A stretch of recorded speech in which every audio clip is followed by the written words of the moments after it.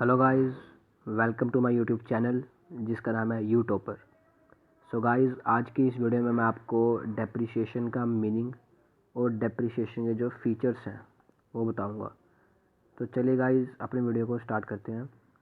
तो guys, depreciation का अगर मैं इंग्लिश में डेफिनेशन देखूँ डेप्रिसिएशन की, तो गाइस देखिए मैंने लिखी हुई है, जैसे कि depreciation is the gradual and permanent decrease in the value of an asset from any cause. कि गाइस, डेप्रिसिएशन का मीनिंग होगा कि जब भी कोई मान लीजिए मशीन है, उसकी जो वैल्यू है वो हर टाइम कुछ टाइम पीरियड के बाद डिक्रीज़ हो, उसको हम कहेंगे डेप्रिसिएशन। गाइस मैं एक बार बताता हूँ, डेप्रिसिएशन का मतलब है कि किसी भी मशीन की वैल्यू हर थोड़े टाइम पीरियड के बाद कम, अपने आप हल्की हल्की कम हो, उसको कहते हैं डेप्रिसिएशन।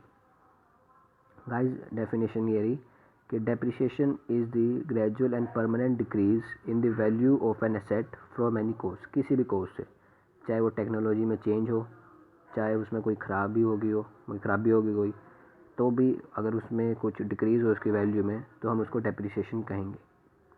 अब गाइस अगर मैं इसकी बात करूँ फीचर्स की, तो गाइस इसके फीचर्स में हम देख सकते हैं, इसमें 7 फीचर्स हैं।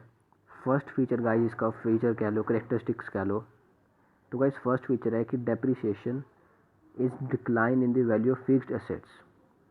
बल्कि ये है डिक्लाइन वैल्यू में फिक्स्ड एसेट्स की, एक्सेप्ट लैंड। मतलब कि गाइस जो फिक्स्ड एसेट्स नहीं है उसकी वैल्यू में डिक्लाइन नहीं है ये। और लैंड को हमने क्यों छोड़ा गाइस, क्योंकि लैंड गाइस, हम लैंड को हम किसी के लिए भी यूज़ कर सकते हैं, किसी चीज़ के लिए भी, कि हम उसमें कुछ उगा भी सकते हैं, हम बिल्डिंग भी खड़ी कर सकते हैं, उसको हम खाली भी छोड़ सकते हैं, तो उस पर हम डेप्रिसिएशन नहीं लगाएंगे। सिर्फ fix assets like machinery, plant, building, बस लैंड पे नहीं, और जो फिक्स नहीं है उस पर नहीं। गाइस हमारे पास सेकंड फीचर है, हमारे पास ये हो गया। सेकंड फीचर है गाइस हमारे पास, such fall is of permanent nature. कि जो वो वाला ये फॉल है ना, ये परमानेंट नेचर में होना ही होना है। Once the value of an asset is reduced due to depreciation, it can't be restored to its original value। अगर एक बारी उसकी वैल्यू रिड्यूस होगी डेप्रिसिएशन से, मान लीजिए अगर कोई मशीन है उसकी 1 लाख वैल्यू है, उसकी डेप्रिसिएशन की वजह से उसकी वैल्यू होगी 50,000, तो गाइज उसकी वैल्यू दोबारा 1 लाख कभी नहीं हो सकती ज़िंदगी में। तो गाइज हमारे पास थर्ड है हमारे पास फीचर कि जो depreciation is a gradual and continuing process because the value of the assets will decline either by their constant use or obsolescence due to expiry of time। अब गाइस जो depreciation है, क्या लिखा हुआ गाइस थर्ड में, कि depreciation एक gradual और कॉन्टिन्यूइंग प्रोसेस है, वो चलता ही रहेगा, वही कॉन्टिन्यूटी में चलता रहेगा। क्यों? क्योंकि हमेशा जो एसेट की वैल्यू है वो कांस्टेंट यूज़ की वजह से कम होती रहेगी। और गाइस ऑब्सोलेंस का मीनिंग क्या होता है? ऑब्सोलेंस का मतलब गाइस कि उस मशीन की वैल्यू में डिक्लाइन टेक्नोलॉजी के चेंज की वजह से।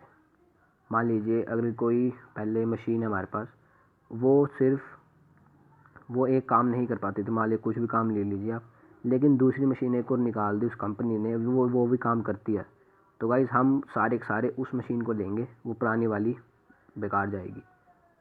तो गाइस अब हमारे पास नेक्स्ट है ये फोर्थ फीचर कि depreciation is not the process of valuation of assets but process of allocation of the cost.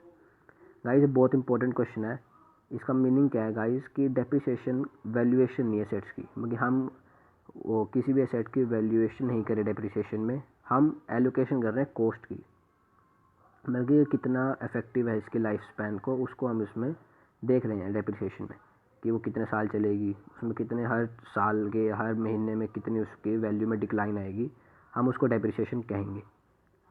तो गाइज़ अब हमारे पास जो नेक्स्ट है वो है फिफ्थ फीचर। तो guys it decreases only the book value.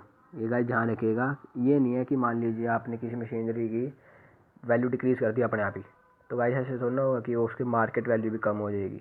सिर्फ और सिर्फ उसके बुक वैल्यू आप अपनी बैलेंस शीट में या अपनी कंपनी में, कंपनी जो आपके खाते होंगे उसमें आप कम कर पाएंगे, मार्केट में नहीं। गाइस सिक्स्थ फीचर है इसका, the term depreciation is used only in the respect of tangible fixed assets. मतलब कि गाइस देखिए, जो डेप्रिसिएशन वर्ड है ना, वर्ड सिंपल डेप्रिसिएशन, वो सिर्फ और सिर्फ यूज होगा फिक्स्ड एसेट्स के लिए। जब भी कोई किसी फिक्स्ड एसेट्स की वैल्यू डिक्रीज़ होगी तो ये टर्म यूज़ होगी। और अगर मान ली वेस्टिंग एसेट्स है लाइक माइंस और ऑयल वेल्स, उसमें हम ये वाली टर्म यूज़ नहीं करेंगे।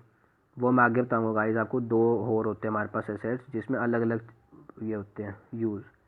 गाइस वेस्टिंग एसेट्स मतलब कि जिसे हम कंज्यूम करते हैं, जैसे माइंस है उसमें से हम गोल्ड भी निकाल सकते हैं, कोयला निकाल सकते हैं, डायमंड निकाल सकते हैं, और ऑयल में से हम ऑयल निकालते हैं। तो ऐसी कोई चीज़ जिसमें हम कोई मगी कंज्यूम करते हैं उसे हम कहेंगे वेस्टिंग एसेट्स। अब गाइस सेवंथ हमारे पास फीचर है last, guys it is an non cash expense. Guys मगी हम इसमें जो कैश है उसको कहीं भेजते नहीं है, ना किसी को देते हैं, सिर्फ और सिर्फ हम उसकी वैल्यू डिक्रीज़ करते हैं। इसमें कैश का आउटफ्लो नहीं होगा। जैसे गाइस इसमें लिखा हुआ है कि it is not cash expense, कि ये कैश एक्सपेंस नहीं है सिर्फ, और ना ही ये कैश आउटफ्लो इन्वॉल्व है इसमें। सिर्फ और सिर्फ इसमें एक मशीन की वैल्यू डिक्रीज़ होगी। थैंक यू गाइस मेरे वीडियो को देखने के लिए। प्लीज़ सब्सक्राइब करें, शेयर करें, लाइक करें मेरे वीडियो को। और गाइस अगर आपको डेप्रिसिएशन के इलस्ट्रेशन और प्रैक्टिकल क्वेश्चन भी समझने हैं तो प्लीज़ कमेंट में बताइए। Thank you.